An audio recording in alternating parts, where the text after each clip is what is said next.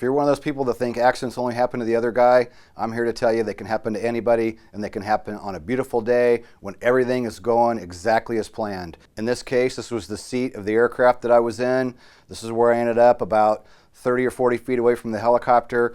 It's over there behind the ambulance that you can see here in the picture. I'm here to tell you they can happen to anybody at any time. Today I want to cover never exit the helicopter with the engine running, and I'm going to tell you why.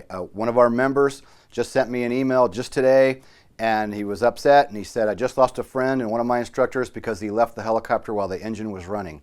Please teach your students to never leave the helicopter until the engine is out and the blades come to a full stop. So the point is, these things happened. I'm going to give you 3 more reasons. One would be Robinson's safety notice number 17, never exit the helicopter with the engine running. And they go through and talk about what happens, and people get killed, people get hurt. Robinson's safety notice 18, overconfidence prevails in accidents. And they talk about how people get brave and cocky and, oh, nothing bad's going to happen to me.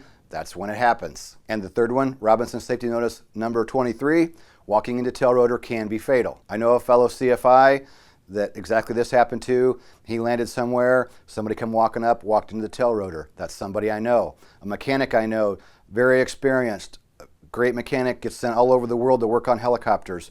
One day he was doing some tracking and had the blades spinning, and he turned to pick up a tool, and he said when he turned around, there was the tail rotor right in his face. He almost goofed, and he knew better. He was trained better, and he still almost did it. And then the third instance right here happened in Indiana a few years ago.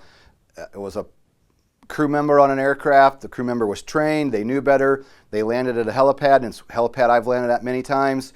Got out, walked out, didn't duck, got hit in the head with the main rotor, and was fatally wounded. And the last point I want to make, for 5 years I flew helicopter EMS, and I worked for a great company called Omni Flight Helicopters. It was a super company, and we were not allowed to exit the aircraft until the blades were done moving. So we weren't kids, we weren't students, we were experienced pilots, and they didn't allow us to get out with the blades moving.